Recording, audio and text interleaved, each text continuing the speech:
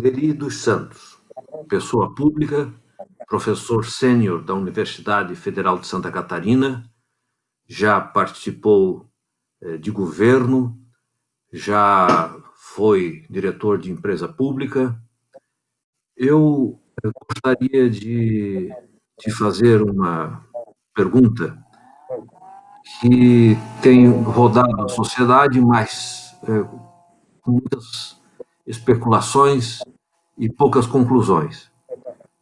O fato de estarmos em casa, de termos levado a vida mais pela internet do que por contatos pessoais. O nosso contato forçado com a tecnologia, isso vai mudar os costumes, por exemplo, de trabalho? Haverá mais vida remota? Haverá incidência na sociedade, nos costumes do que estamos vivendo neste momento de coronavírus? Em primeiro lugar, Léo, gostaria de te agradecer aí pelo gentil convite. E de pronto eu te diria o seguinte, que de fato a humanidade, ela, com esta pandemia do Covid-19, com o coronavírus, ela foi obrigada a mudar o seu comportamento, né? E essa mudança, num primeiro momento, ela ocorre naturalmente, porque as pessoas se protegem, né? Há uma tendência natural das pessoas de se protegerem quando, de alguma forma, é anunciado algum tipo de uma situação que se configura nesse momento quase como uma situação caótica, né? Até poderíamos categorizar, nós temos quatro possibilidades de situações. Nós podemos ter situações simples, podemos ter situações mais complicadas, situações complexas e situações caóticas. Neste momento, nós estamos tendo uma situação caótica, que primeiro, evidentemente, atinge a saúde das pessoas, a vida das pessoas, no momento seguinte, atinge a economia, atinge o setor econômico, e, num terceiro momento, vai atingir a parte social, sobretudo a questão do emprego, da redução do poder aquisitivo de uma camada significativa da população. Então, num primeiro momento, as pessoas têm uma tendência de se proteger. Num segundo momento, as pessoas não conseguem entender, né, por que elas têm que ficar isoladas, porque o vírus não é uma coisa concreta, ela é uma coisa invisível, é quase que abstrata, né? Não é como, por exemplo, se tem um tiroteio num bairro, as pessoas se protegem porque têm medo de ser atingido pela bala, né? Ela vê digamos assim, o barulho do tiro, então, evidentemente, ela se protege. No caso do vírus, nós não vemos nada, mas alguém diz que tem um problema. Então, num primeiro momento, nós aceitamos o isolamento, mas num segundo momento, há uma tendência natural das pessoas de sair desse isolamento, né?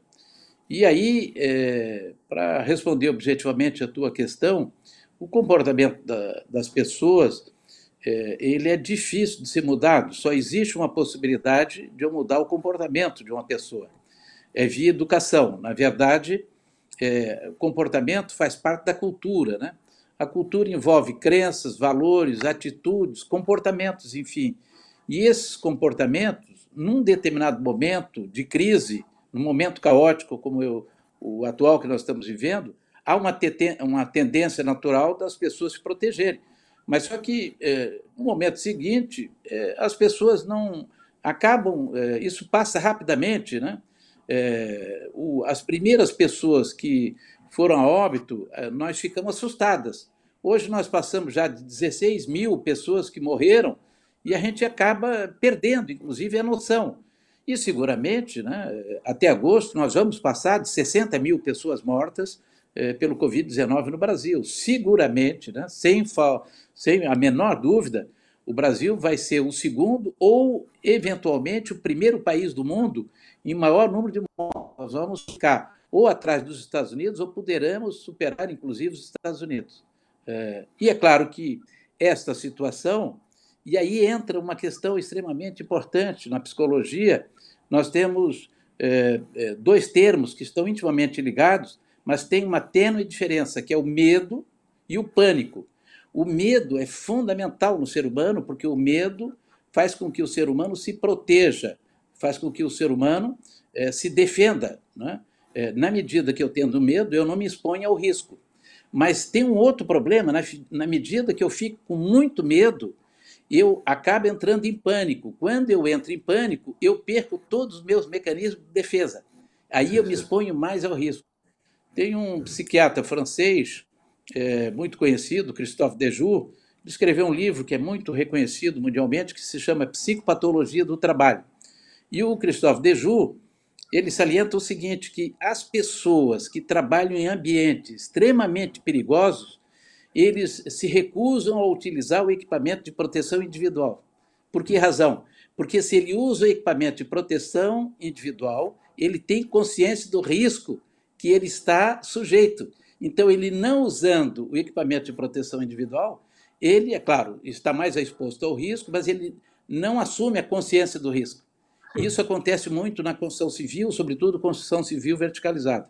Então, objetivamente, eu te diria o seguinte: neste momento, há uma momentânea mudança de comportamento, mas passado o evento, tudo vai voltar, o novo normal vai ser igual ao que nós tínhamos anteriormente à pandemia, do ponto de vista de comportamento das pessoas, do comportamento da população.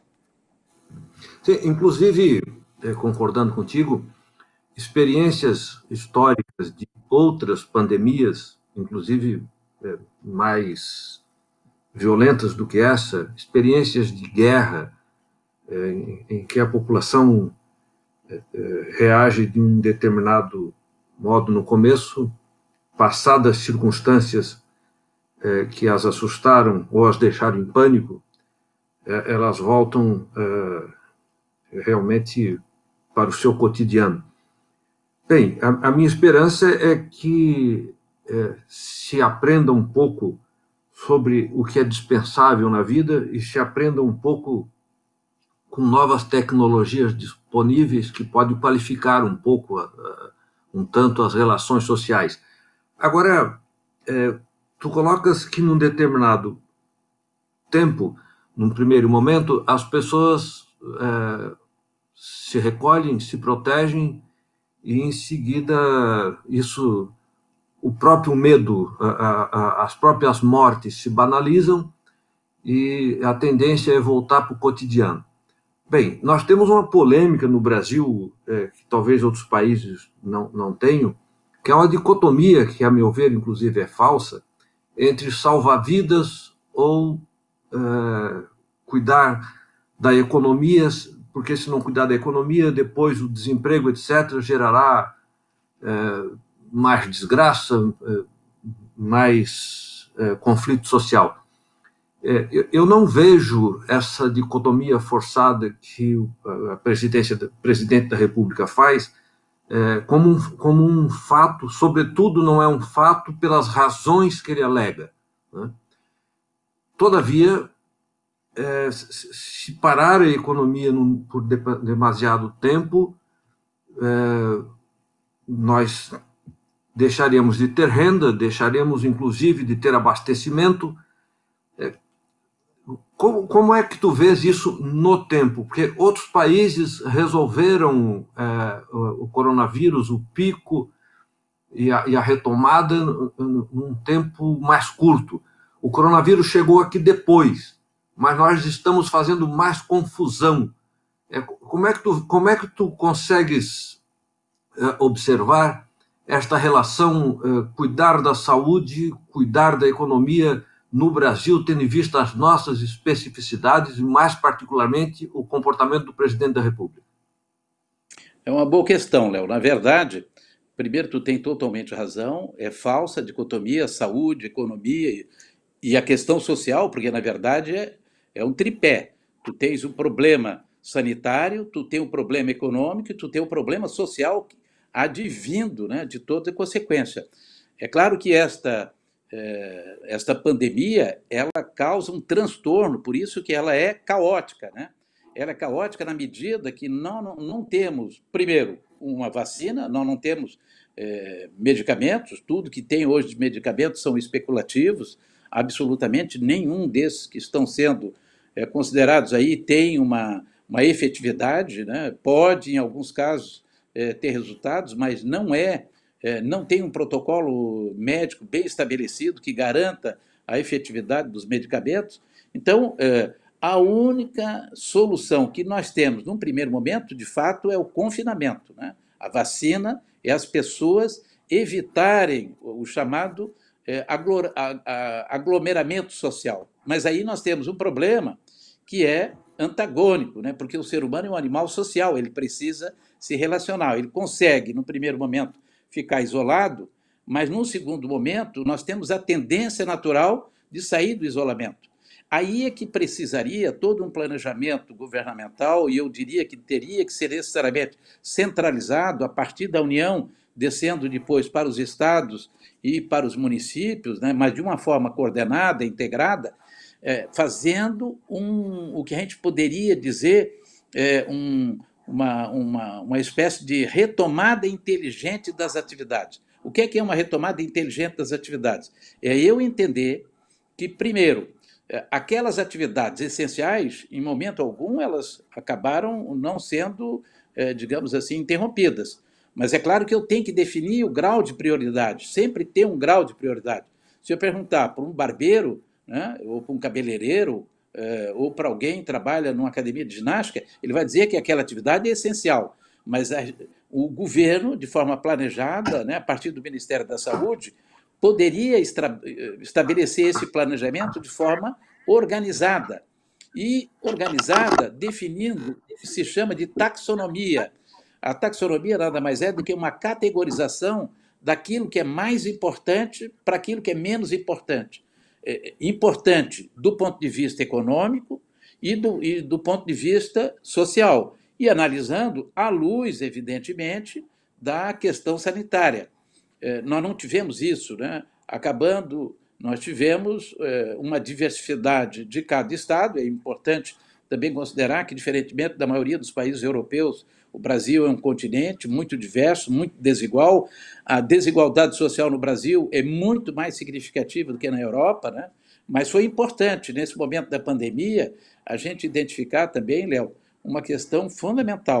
Quer dizer, é a desigualdade social que nos impede de fazer um chamado isolamento horizontal. E quando se fala em isolamento vertical, é pior ainda, né? Como é que eu vou manter pessoas mais idosas ou com morbidade em comunidades que são altamente, digamos assim, vulneráveis? Não tem a menor possibilidade. Agora, é claro que eu posso fazer isso de forma planejada, saindo do isolamento para o afastamento social.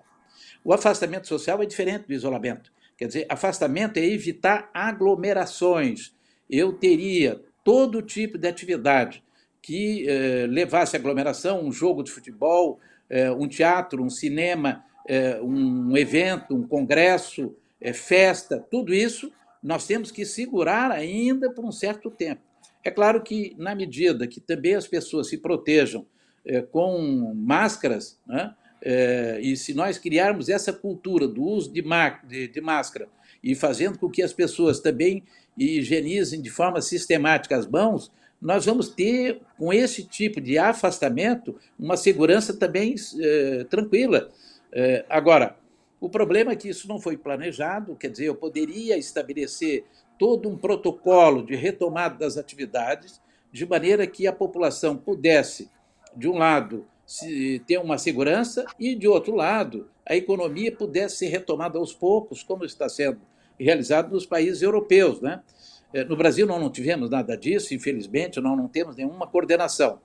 É importante salientar, por outro lado, também, Léo, que nós já tínhamos em curso, antes da pandemia, do ponto de vista de tecnologia, a chamada transformação digital, que já vinha num formato de tendência, uma tendência que já vinha se configurando nos diversos setores da atividade produtiva, mas particularmente em alguns setores isso já tinha sido muito bem caracterizado, o setor de mídia, entretenimento, o setor de telecomunicações, né, já vinha acontecendo.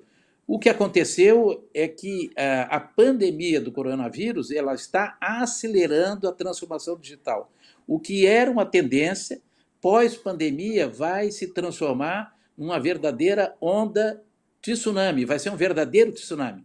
Quer dizer, no setor empresarial, as empresas, mesmo as de pequeno porte, de qualquer setor, que não tiver uma preocupação com a digitalização, com a chamada transformação digital, com o modelo de negócio baseado em plataformas digitais, vai estar literalmente roubado.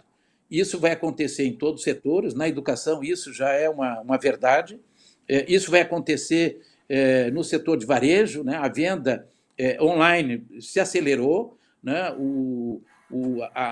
Muitas empresas de tecnologia aqui em Florianópolis, por exemplo, estão fazendo serviço home office e vão continuar pós-pandemia, porque está muito mais barato, eles tiveram uma economia na parte de custos e não reduziram de forma significativa a receita. Então, na relação receita-despesa, eles acabaram ainda, muitas empresas na área de tecnologia, ganhando mais com a pandemia, não é? O setor supermercadista, por exemplo, num primeiro momento, sobretudo, venderam mais do que normalmente vinham vendendo.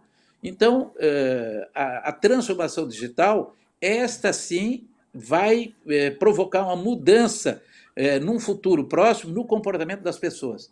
Porque, na verdade, é o seguinte, hoje nós temos uma parcela já significativa da população que são os nativos digitais. Nós temos, do outro lado, bem antagônicos, chamados refratários digitais, que estão longe desse novo modelo de comunicação, de interação entre as pessoas. E tem no meio, né, como é o nosso caso, pessoas que são convertidos digitais, os imigrantes digitais. Nós não somos nativos digitais, mas nós utilizamos dessa tecnologia. E, portanto, o setor, as organizações, sejam elas públicas, privadas ou do terceiro setor, que não tiverem essa perspectiva de transformação digital, elas vão estar completamente fora do novo contexto, dessa nova realidade. É importante também salientar, Léo, que transformação digital é uma designação dada na academia para aquilo que a imprensa fala de indústria 4.0, educação 4.0, objetivamente falando, eu sair de uma era analógica, que é a era industrial, para uma nova era, que é a era digital, onde todos os meios vão ser digitalizados.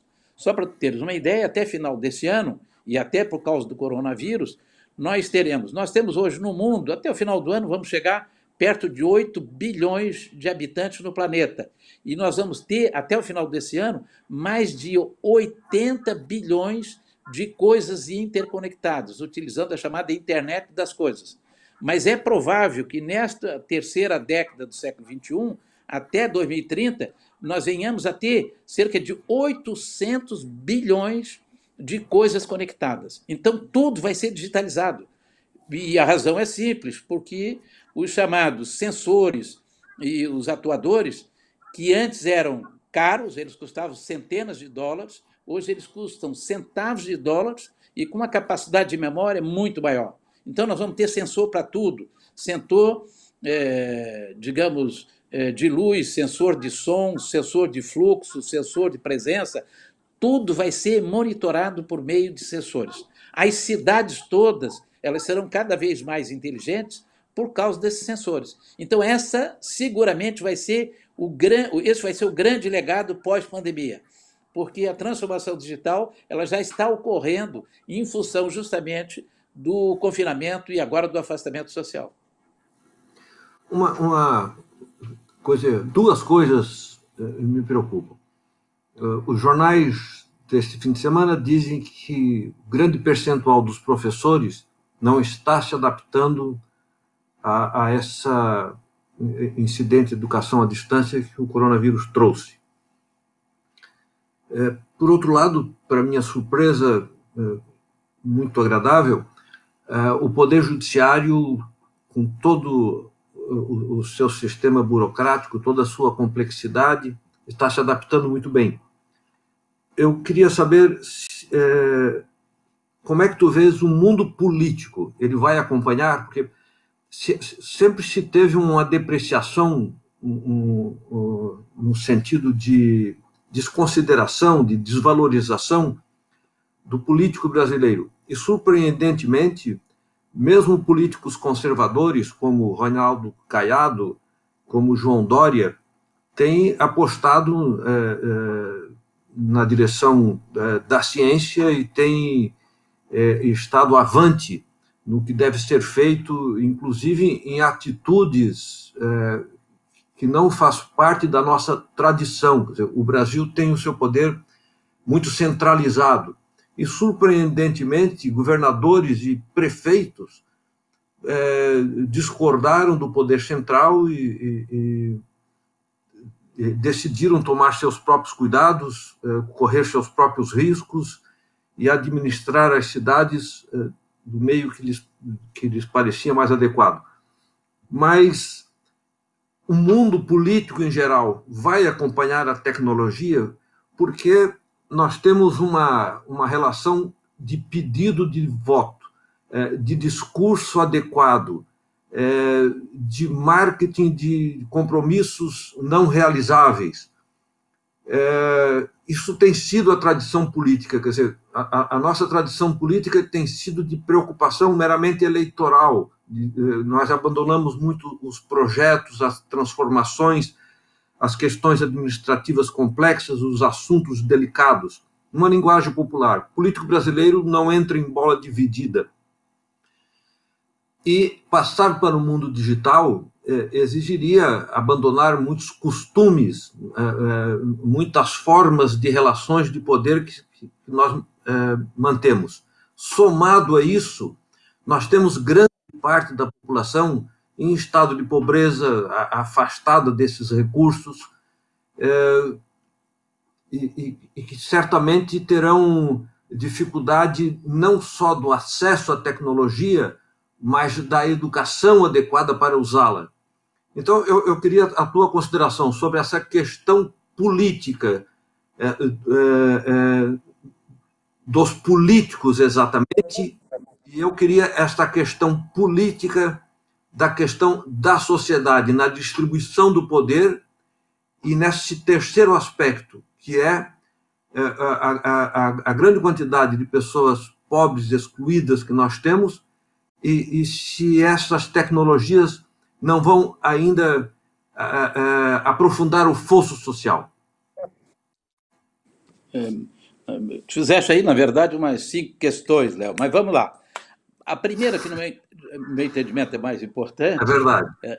Sem sombra de dúvida, é a questão dos políticos e eu diria assim, do modelo político que o Brasil tem hoje, né? Nós temos um modelo político que já está totalmente ultrapassado. A chamada democracia representativa, tal como nós temos no Brasil, ela não tem mais sustentabilidade. Nós temos que passar de uma democracia representativa para uma democracia mais participativa. A democracia participativa, ela tem que ter um meio. Hoje nós temos, que são as mídias digitais. As mídias digitais permitem que a população tenha uma participação mais efetiva, né? E justiça seja feita. Uma das coisas que o Bolsonaro aprendeu e ele utiliza muito bem, evidentemente, em seu proveito, são as mídias sociais. Isso quer dizer o seguinte: as mídias sociais permitem uma participação efetiva da população, né, na condução, ou melhor dizendo, no destino do país. É claro que isso é uma cultura, vai se criando uma cultura.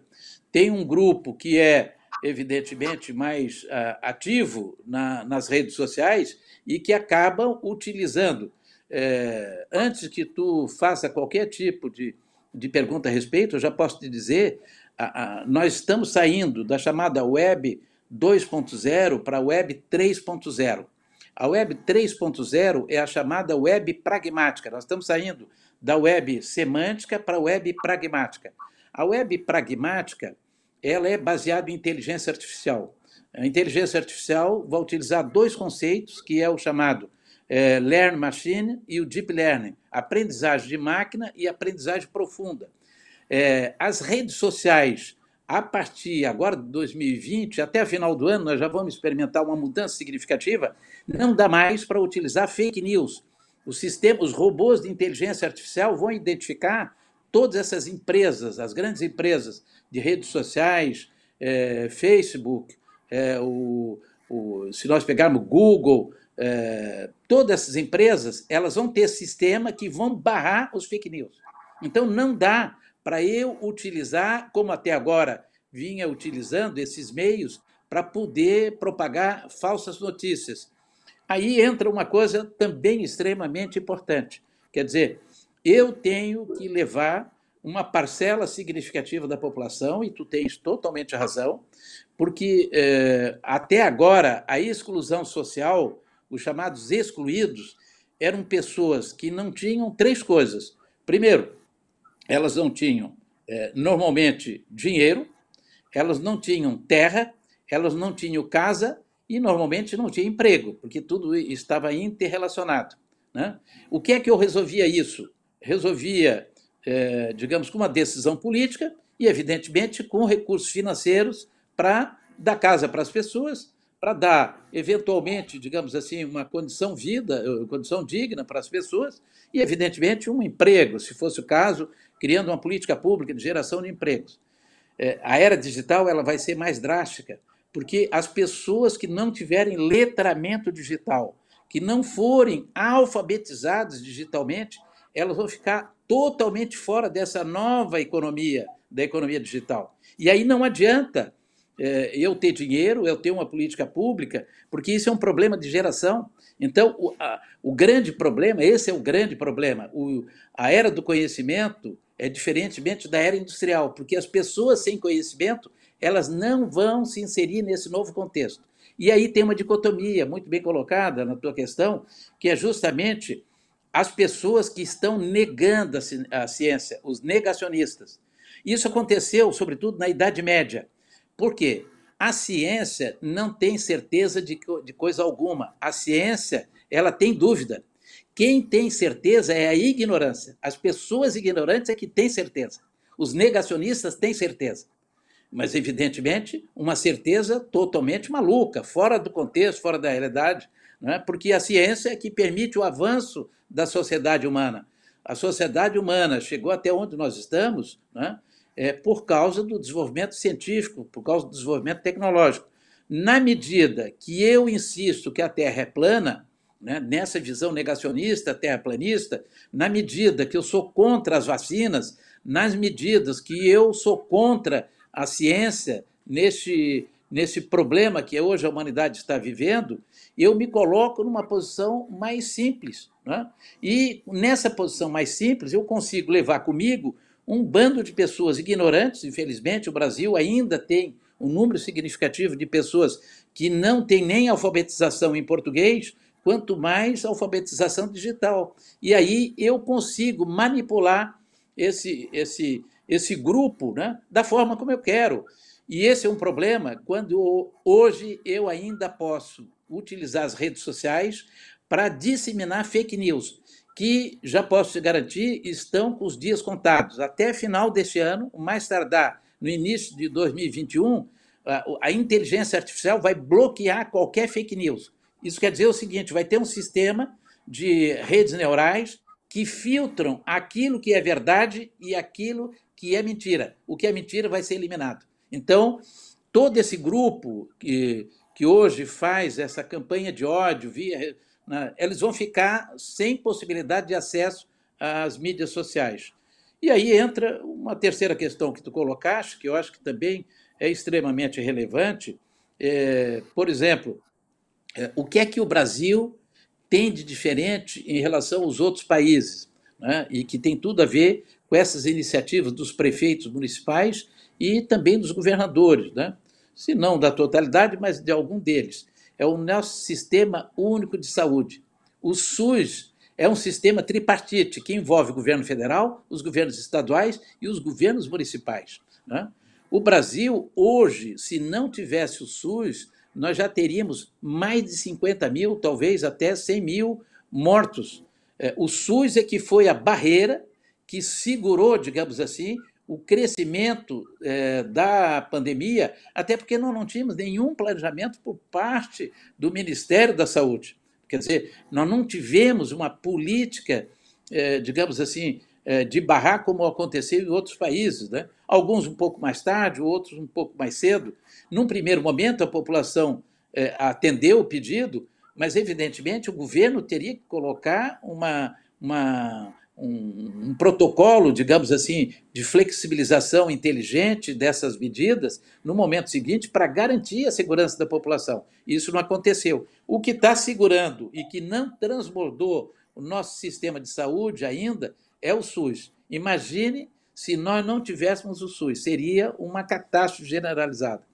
Uma outra coisa que tu colocaste muito bem é que, de fato, quanto mais perto tu estás do cidadão, mais tu vê o problema.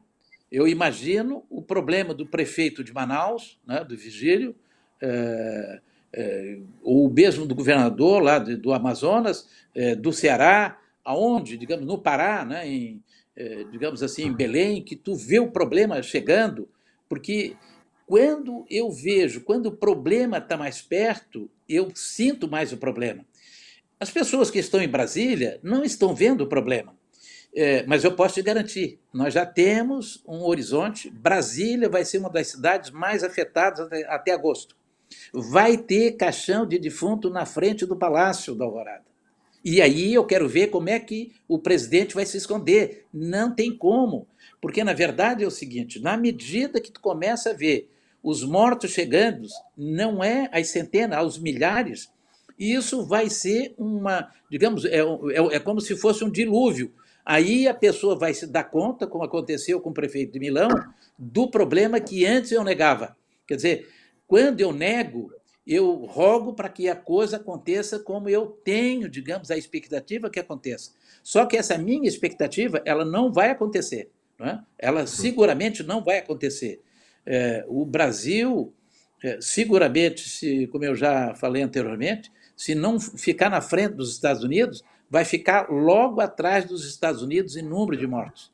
E esse vai ser um problema, porque nós não temos a estrutura que os Estados Unidos têm para uma possível retomada. E aí tu colocaste uma questão fundamental, porque o problema é o seguinte, é preferível, se o governo federal tivesse assumido a responsabilidade de fazer todo o planejamento, eu ficar 60 dias efetivamente num isolamento, digamos assim, para eu fazer um planejamento de retomada e depois começar essa retomada inteligente aos poucos, porque isso permitiria, sobretudo, que o nosso sistema de saúde não viesse a colapsar, como está acontecendo em Manaus, mas é bem provável que em menos de 2 semanas São Paulo, o sistema de São Paulo e o sistema do Rio de Janeiro venha a colapsar.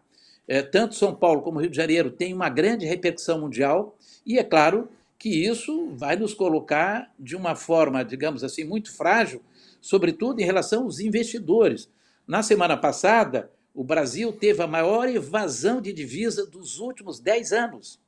Na semana passada, os investidores internacionais retiraram o dinheiro do mercado de capital do Brasil porque estão vendo que o Brasil vai ser o epicentro da pandemia nos próximos 2 meses.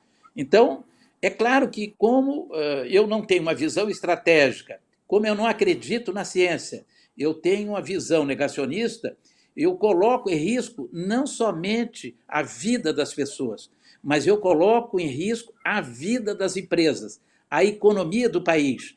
Quer dizer, tudo vai colapsar.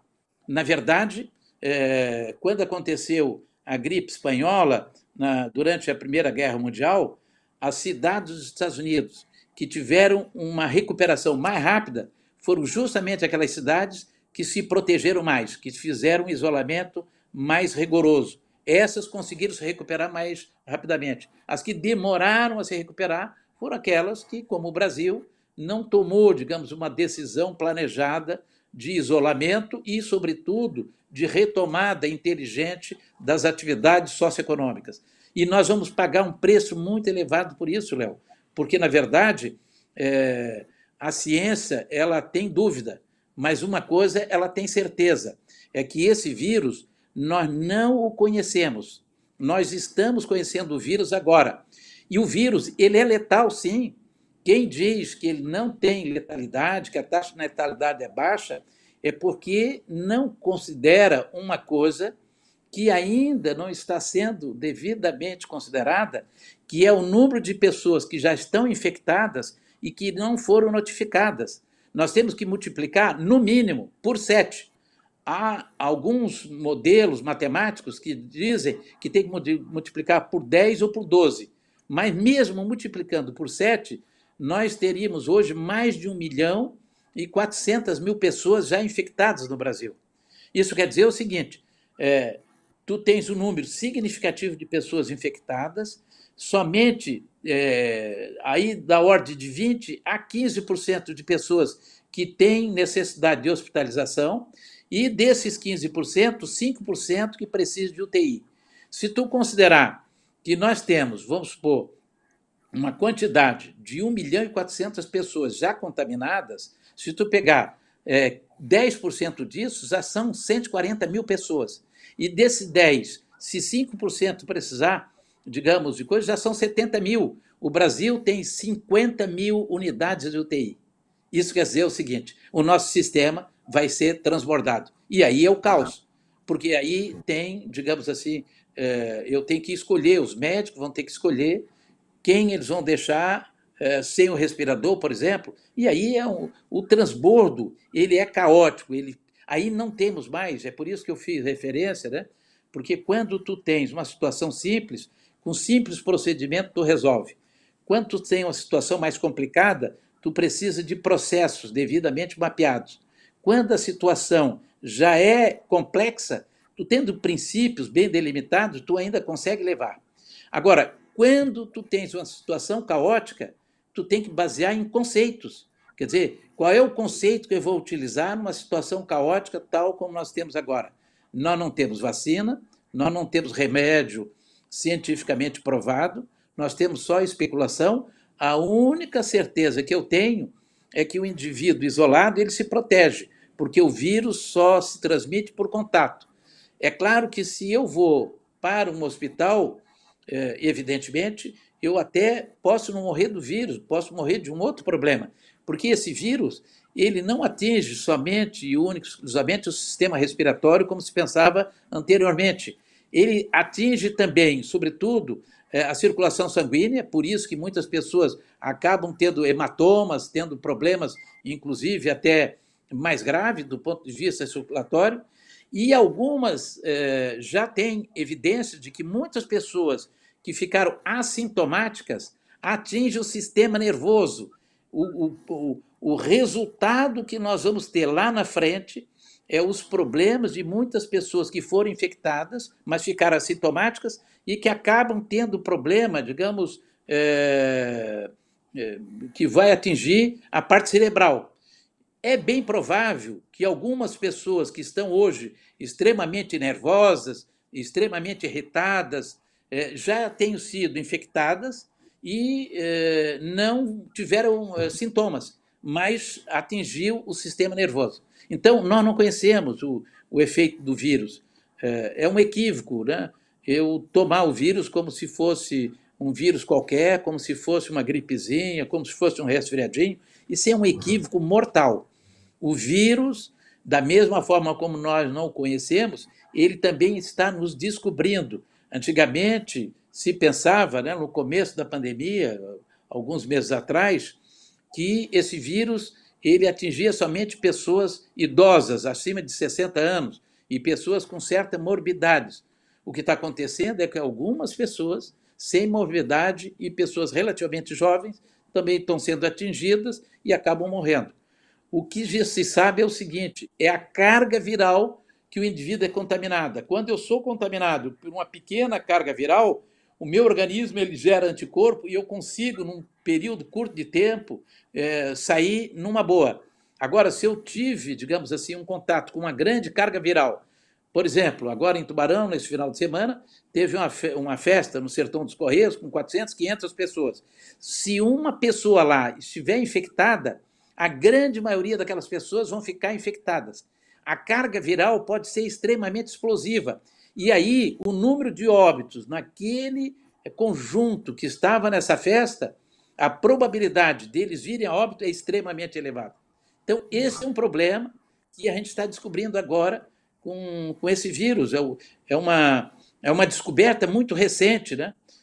Eu, inclusive, estou fazendo um documento para o Instituto Floripa Sustentável para a retomada das atividades, né? E esse foi um dos pontos que eu salientei.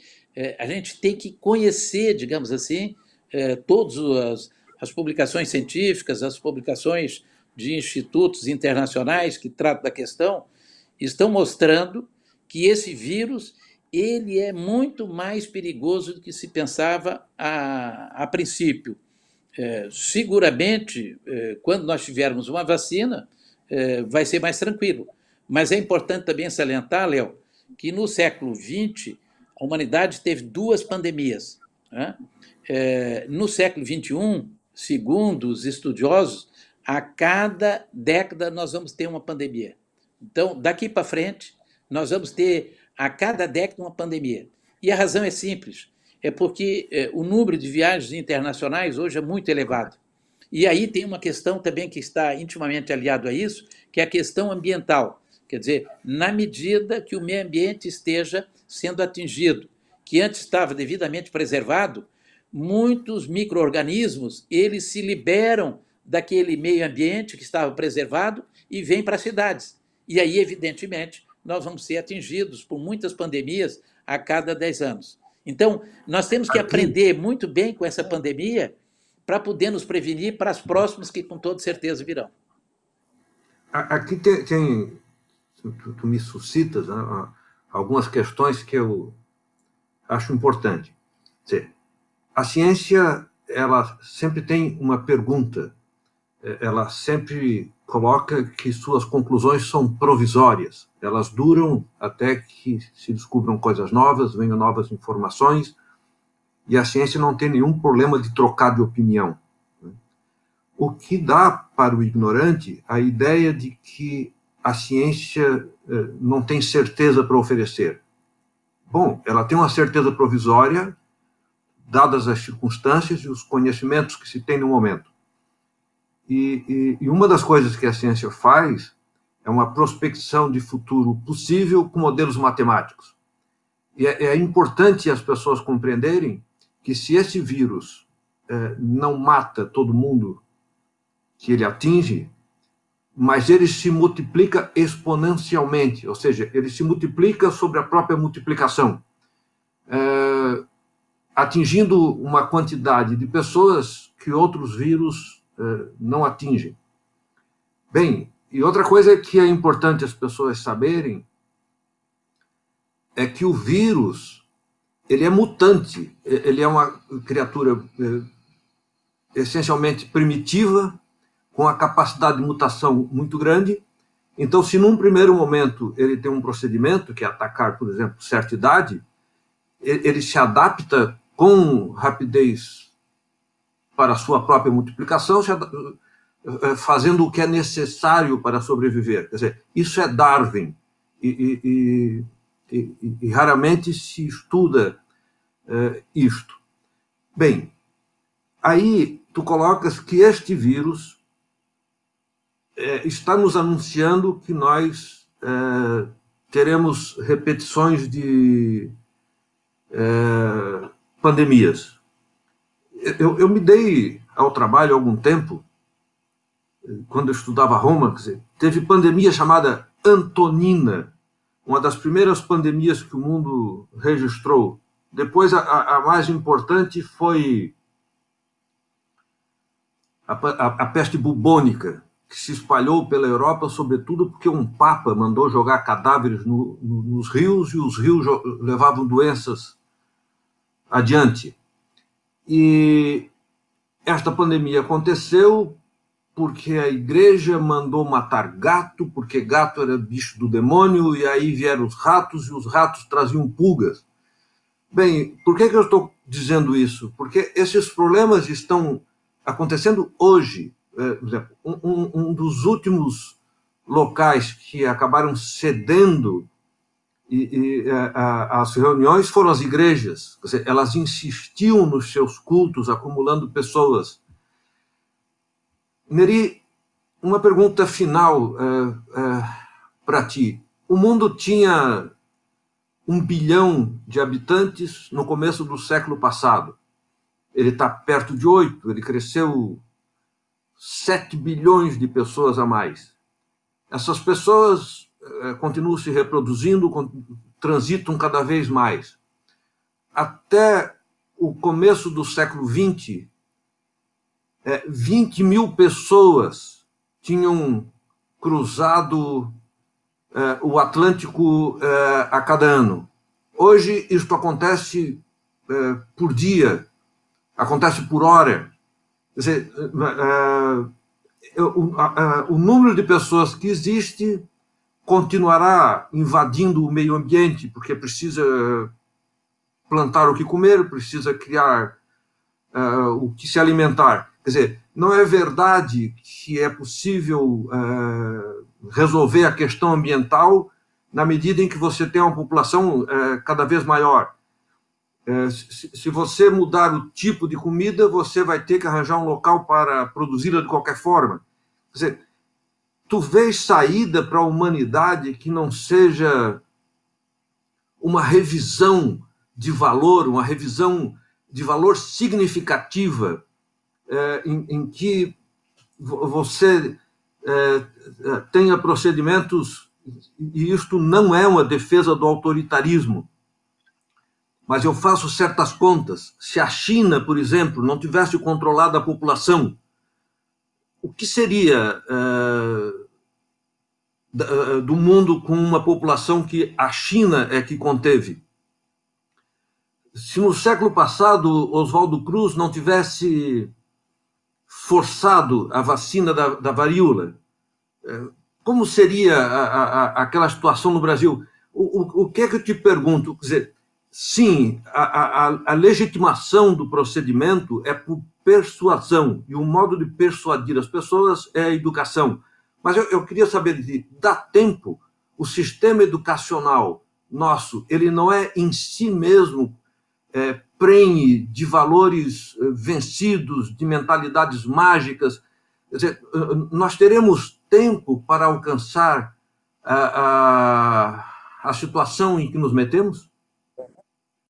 É uma excelente questão, Léo, e eu te diria, é uma questão que é hoje central em todo mundo, né?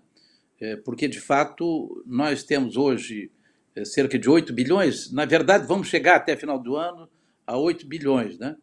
Na verdade, o mundo tem hoje 7 bilhões e 400 e poucos milhões de habitantes, mas vamos chegar até o final do ano em 8 bilhões. O crescimento realmente é significativo, sobretudo na África, na Ásia ainda, né? Sobretudo nos países como Indonésia, tem Malásia, tem alguns países que têm um crescimento ainda significativo, e sobretudo a Índia, né? Diferentemente da China, que fez um grande controle do crescimento populacional, a Índia, até 2030, a Índia ultrapassa a China em número de habitantes.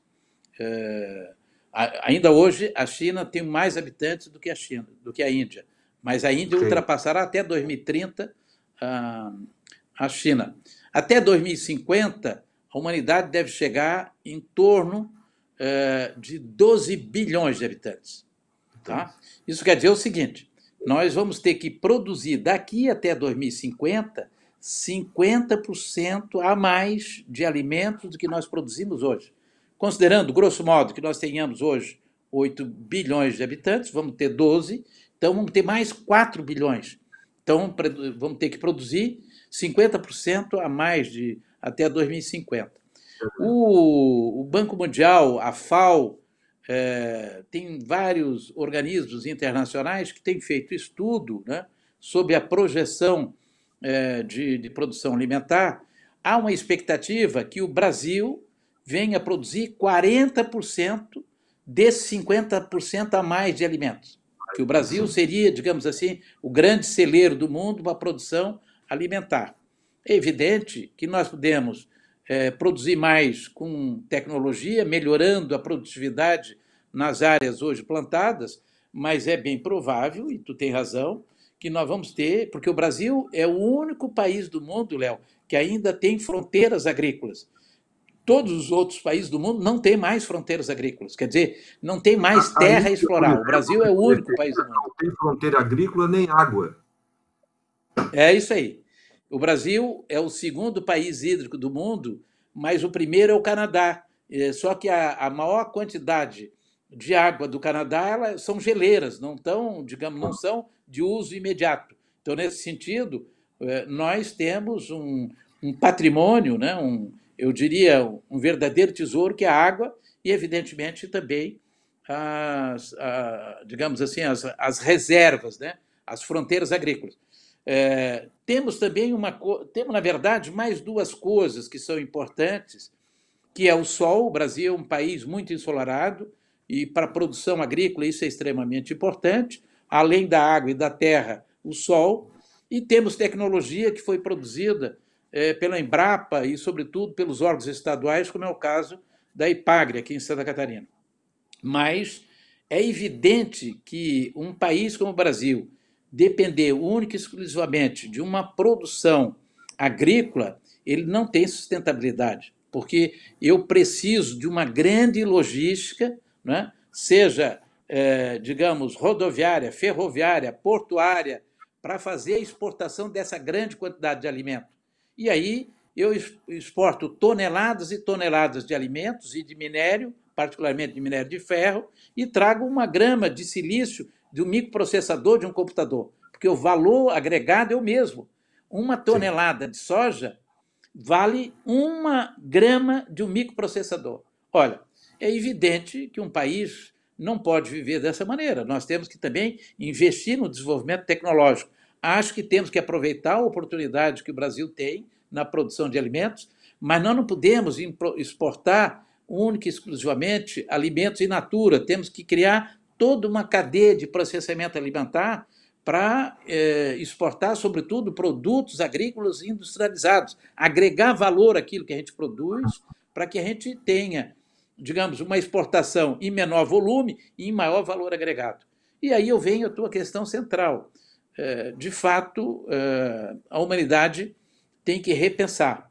O grande crescimento hoje do mundo está ocorrendo na África, né? A Nigéria vai ultrapassar o Brasil. Nós somos hoje o 7º país em termos populacional, somos o 9º em termos econômicos, mas vamos ser ultrapassados por 2 países. A Indonésia vai nos ultrapassar e a Nigéria também. Então, o Brasil vai ser o 9º país do mundo em termos populacionais. Nós temos hoje 213 milhões de habitantes e vamos chegar em 2050 com cerca de 235 milhões. E aí depois o Brasil começa a cair. Então, em 2050, a taxa de natalidade no Brasil vai encontrar a taxa de mortalidade. A partir de 2050, no Brasil, vai morrer mais gente do que vai nascer. E aí nós vamos ter, num primeiro momento, uma estabilidade do crescimento populacional e depois vamos ter uma redução da população. E aí nós temos um problema sério, Léo. O Brasil envelheceu antes de enriquecer. Esse é um problema mortal. Diferentemente da Europa, que envelheceu já, digamos, rica, né, com bastante condições, o Brasil não teve condições nem de amadurecer, quanto mais de enriquecer. Então, nós envelhecemos e não enriquecemos. E isso vai ser um problema mortal em termos de inclusão social. Quer dizer, nós vamos ter uma parcela significativa da população, porque, naturalmente, Léo, nós temos um efeito extremamente perverso no Brasil. As classes mais abastadas da população, a classe média, média alta, cada vez tem menos filho. as classes menos favorecidas têm mais filhos. Então, naturalmente, há uma concentração de renda. Isso quer dizer o seguinte: quem tem menos, cada vez mais tem que dividir por mais gente, e quem tem menos gente vai ter mais dinheiro para dividir entre eles. Então, vai naturalmente ter uma concentração de renda. A concentração de renda no Brasil, tem muitos economistas que dizem bobagem, ela está ocorrendo pelo, digamos assim, o problema demográfico do Brasil. A classe média, é por isso que a gente vê, digamos, nas cidades, em Florianópolis particularmente, mas em todas as grandes cidades brasileiras, o número de cachorros e gatos.